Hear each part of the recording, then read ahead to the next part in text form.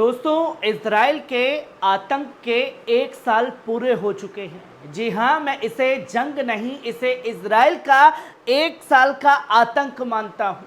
और ये आतंकवाद साफ तौर पर तब देखने को मिला जहां मजलूम लोगों को निशाना बनाया गया, जहां मजलूमों की सेवा करने वाले लोगों को निशाना बनाया गया, जहां साफ तौर पर उसने अपनी खुली दुश्मनी का इजहार मुसलमानों के साथ किया और तकरीबन कई हजार मस्जिदों को जमीन दोज करने का काम किया गया।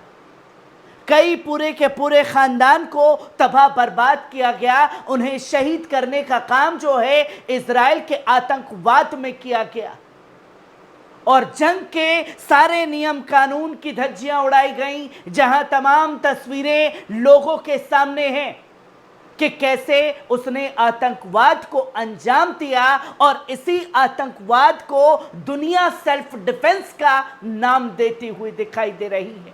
और जब उसके सेल्फ डिफेंस के ऊपर पलटवार किया गया तो दुनिया इन तमाम मजलूम फिलिस्तीनियों को आतंकी कहते हुए दिखाई दी, पर लोगों ने 1 साल की जंग के दौरान ये बता दिया, ये दिखा दिया कि असल में इजराइल का ही ये फैलाया हुआ आतंकवाद है जिसे दुनिया ने बखूबी देखा।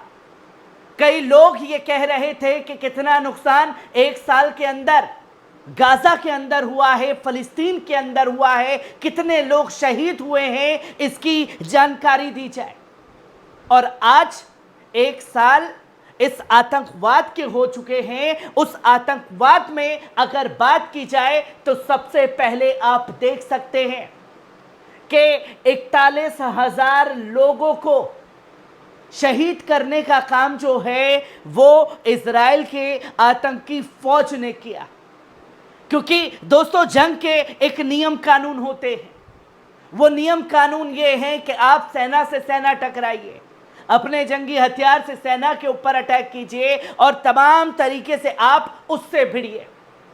और इजराइल को यह मालूम था कि वो जमीनी जंग पर नहीं टिक पाएगा, तो मजलूम लोगों को निशाना बनाने का काम जो है वो इजराइल द्वारा किया गया, जिसमें 41,870 लोगों को शहीद कर दिया गया। 97,166 लोग जो हैं वो इस हमले में घायल हुए और आज तक बमबारी जो है वो की जा रही है। कोई एक दिन ऐसा नहीं है जहां उसने किसी को शहीद करने का काम ना किया हो। ये तस्वीर जो है लोगों के सामने है कि 1 साल में क्या कुछ तस्वीर दुनिया के सामने आई है। 41,870 लोग शहीद हो चुके हैं इजराइल के आतंकवाद में। और आप ये कमेंट बॉक्स में बताइए कि क्या ये इजराइल का आतंकवाद नहीं है जो तस्वीर लोगों के सामने है। वहीं सिर्फ मजलूम लोगों को निशाना नहीं बनाया गया, उसके आतंकवाद की आप दूसरी तस्वीर देख सकते हैं।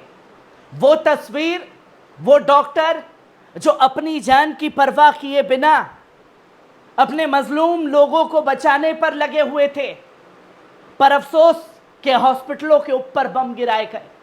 अफसोस इस बात का कि 1,000 से ज्यादा डॉक्टर और नर्सों को शहीद करने का काम जो है वो इजराइल के आतंकवाद में इजराइल की आतंकी फौज ने किया। ये तस्वीर आप बखूबी देख सकते हैं। 1,000 डॉक्टर, आप तो जंग लड़ने आए थे, आप हमास से जमीन पर जंग लड़ते। हवाई हमले में आपने ये नुकसान किया है क्योंकि लोग ये जानना चाह रहे थे, पूछना चाह रहे थे कि कितना नुकसान हो गया है। गाजा पूरा खंडर बन चुका है, गाजा में इतने लोगों को मार दिया गया है। पर जितने भी लोगों को शहीद करने का काम गाजा के अंदर या फिलिस्तीन के अंदर हुआ है वो सिर्फ और सिर्फ हवाई हमले में किया है। इस तस्वीर को देखना जरूरी है जो इजराइल के आतंक का शिकार 1,000 से ज्यादा डॉक्टर हुए हैं, जिसमें उन लोगों की जान बचाते हुए और कई दर्दनाक वीडियो, कई दर्दनाक तस्वीरें ऐसी आई दोस्तों कि किसी जगह पर बम गिरा है और जो आसपास के लोग थे वो शख्स को लेकर के पहुंच रहे हैं और जब वो पहुंचते हैं जिस हॉस्पिटल में अंबार लगा हुआ है, लोगों के आने का सिलसिला लगातार जारी है, डॉक्टर एक जगह जाते हैं और उस जगह पर जाकर के देखते हैं भीड़ दिख रही है और उस भीड़ में चीख पुकार मचती है। और जब वो चेहरा वो डॉक्टर देखता है तो देखता है कि ये तो इजराइल के आतंकवाद में मेरी बीवी मारी गई, मेरा बच्चा मारा गया, मेरा बाप जो है उसे शहीद कर दिया गया और हॉस्पिटलों के ऊपर बमबारी जो है वो की गई। क्या ये साफ तौर पर आप कह सकते हैं कि ये जंग लड़ रहा है इजराइल? ये सीधे सीधे आतंकवाद है जिसमें 1000 से ज्यादा डॉक्टरों को शहीद करने का काम किया गया, जो कि ये तस्वीर आप देख सकते हैं। दूसरा, आप देख सकते हैं जो जाबाज हमारे जैसे तमाम पत्रकार ग्राउंड रिपोर्टिंग कर रहे थे, इजराइल के आतंकवाद को चिक चिक करके बता रहे थे कि हां साहब ये आतंकवाद है। बार बार इजराइल द्वारा यह बताया जाता रहा कि आप इन तमाम चीजों को सर्कुलेट ना करें। वो कौन से हमास में शामिल था वो पत्रकार जिनको शहीद करने का काम किया गया? 185 जो जर्नलिस्ट थे उन्हें 1 साल के अंदर शहीद करने का काम किया। क्या कसूर था उनका? कसूर सिर्फ इतना कि इजराइल के आतंकवाद को दिखा रहे थे दुनिया के सामने और बता रहे थे। मुझे तस्वीर वो याद आती है, सीनियर जर्नलिस्ट एक 50-55 साल के बुजुर्ग रिपोर्टिंग करते हैं और दूसरा तरफ से उनके किसी कैमरामैन के पास में फोन आता है कि हां हमला जो है वो हुआ है, आपके घर के ऊपर बम मारा गया है। वो जर्नलिस्ट जब अपने घर पहुंचते हैं तो अपनी बेटी की लाश को हाथ में उठाए बिलख बिलख करके रोते हैं। और कई ऐसे जर्नलिस्ट हैं गाजा के अंदर जिनके पूरे के पूरे खानदान को खत्म कर दिया गया। ये इजराइल का आतंकवाद है जो बीते 1 साल में गाजा के अंदर किया गया है, जो तस्वीर आप लोगों के सामने है। और तस्वीर तो ये भी देखनी चाहिए कि ये जंग बताई जा रही थी कि हमास और इजराइल के बीच है, फिलिस्तीन और इजराइल के बीच है। पर इस जंग में खासतौर पर यह दिखाया इजराइल ने कि यह जंग किसी और से नहीं बल्कि सीधे सीधे दुनिया भर के मुसलमानों से यह जंग है। और उस आतंक के चेहरे को उसने बखूबी दिखाया जो मस्जिदों को शहीद किया गया, जहां कुरान शरीफ की बेहुरमती करती हुई इजरायली फौज नजर आई, कुरान शरीफ को जलाने का काम किया जा रहा है, मस्जिद के अंदर घुस करके तमाम तरीके से हरकतों को अंजाम दिया गया। और इस बीच 1 साल के अंदर अगर बात की जाए तो तकरीबन 1200 से ज्यादा मस्जिदों को शहीद करने का काम इजराइल द्वारा किया गया। 80% मस्जिदें जो हैं वो पूरी तरीके से गाजा और फिलिस्तीन के अंदर डैमेज कर दी गई हैं, उसे पूरी तरीके से ख़त्म कर दिया गया है। जहां 814 मस्जिद गाजा में है। अगर इसकी संख्या टोटल देखी जाए हर जगह से तो 1245 मस्जिदों को शहीद करने का काम किया गया है। और क्या अब भी ये तमाम लोग ये कहेंगे कि ये जंग थी? ये खुले आम मुसलमानों से उनकी दुश्मनी का इजहार किया गया, खासतौर पर इजरायली प्रधानमंत्री बेंजामिन नेतन्याहू द्वारा।